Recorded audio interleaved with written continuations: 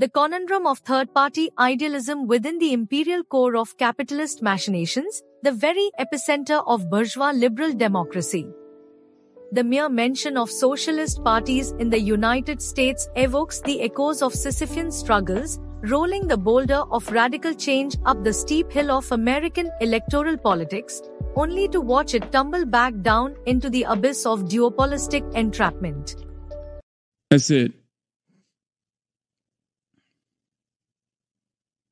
Why do you never mention Claudia and Karina? Was your beef with them? No beef. I love Claudia and Karina. They will win if you vote for her.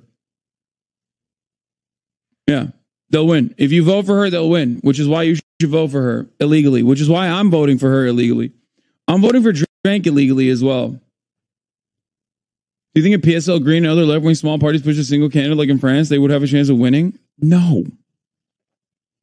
Are you insane? Collectively, they would get 10,000 votes across every state, not just in one state. What are you guys talking about, man? Like, we don't have a parliamentary structure regardless. We don't have a multi-party system. We have a duopoly. Okay, two. And it's not even like two genuinely different parties from one another. In many issues, they are united. It's bad and worse. And in a lot of issues, they are completely united anyway. A comparison to keep your mind open.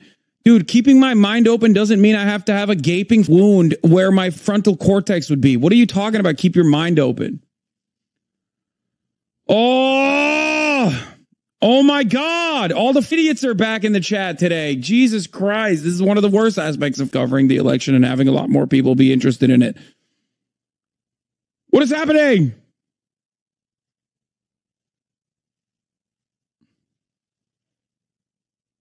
Disagree with me equals idiot.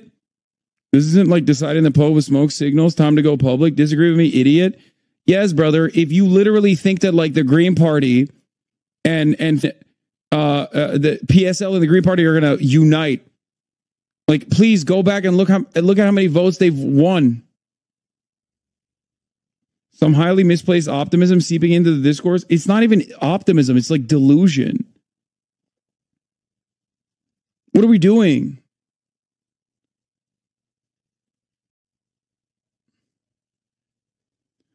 Does this work in the States and Canada? You vote for nobody, like you say you don't like any of them. A lot of people think it means nothing, but if you get enough people to say from to both, wouldn't that make the parties realize they have to change some shit?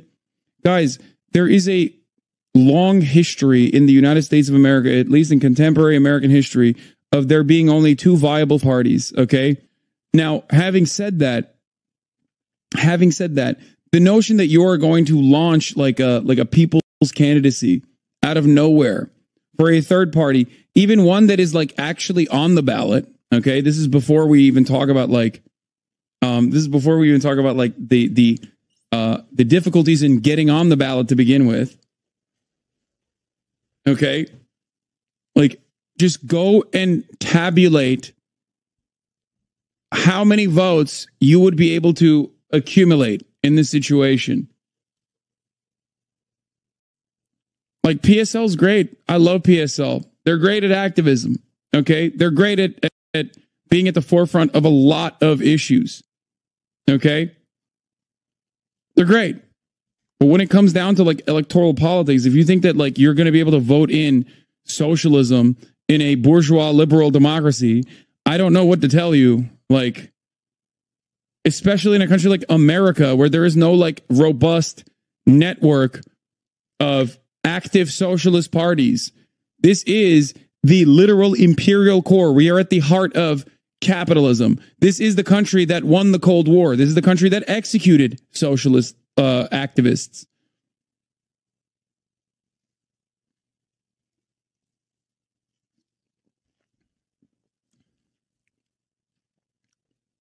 The Greens have never won a seat in American political history. Hasanabi, ever the astute observer of political dynamics, responds to the chat with a dose of reality so potent, it might as well be a political exorcism. The notion that a third party, let alone a socialist one, could rise to prominence in the land of the red, white, and blue is nothing short of quixotic.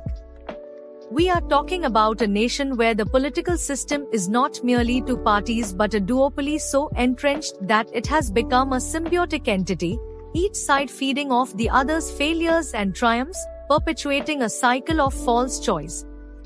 It's bad versus worse, and on many issues, the distinction between the two becomes a blur, a chimera of partisan pretense. Hasanabi's disdain for the misplaced optimism of third-party advocates is not without merit.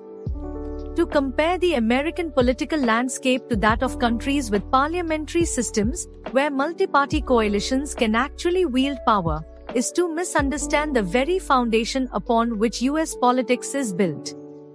The United States does not have the structural flexibility to accommodate a multitude of parties. It is a political monolith designed to perpetuate its binary choices. The mere suggestion that the PSL or Green Party could unite and present a viable alternative is, in Hassan's eyes, not just optimistic but delusional.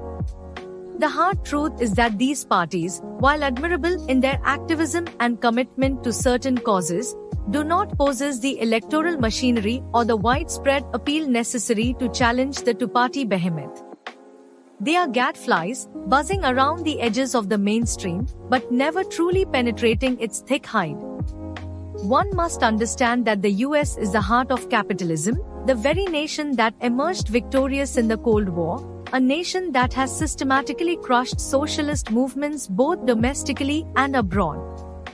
The history of socialism in America is one of suppression, of Red Scares and McCarthyism, of activists being ostracized, silenced, and, in some cases, eliminated. The idea that this same nation would suddenly embrace socialism through the ballot box is nothing short of fantastical.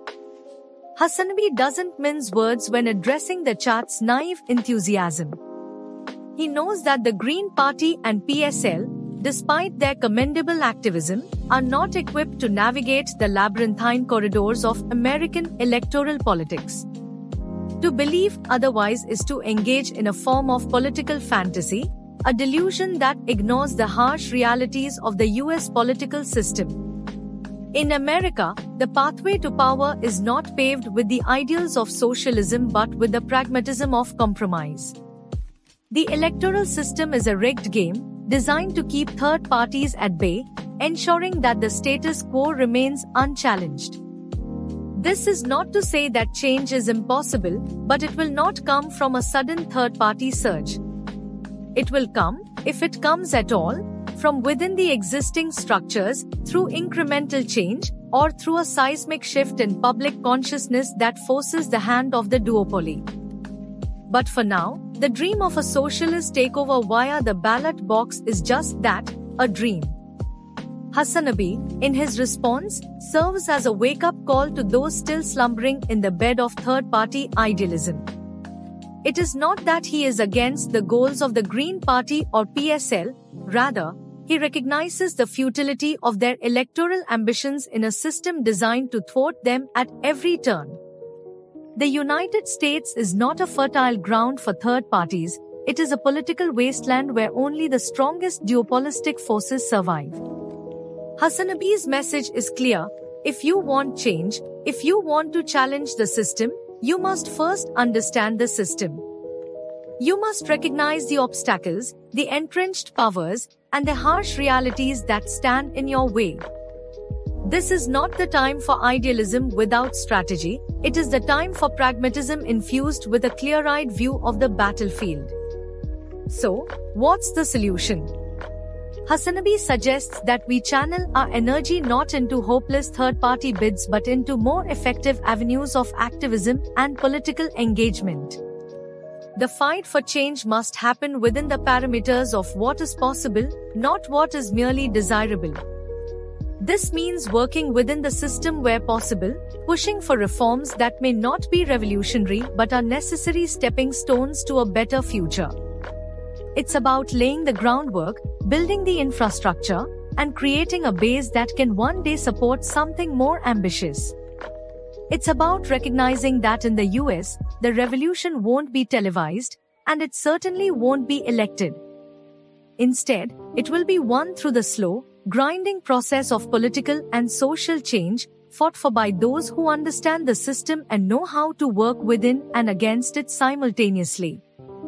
In the end, Hasanabi's critique isn't just about the futility of third-party dreams, it's about the importance of strategy, of knowing when to fight and how to fight.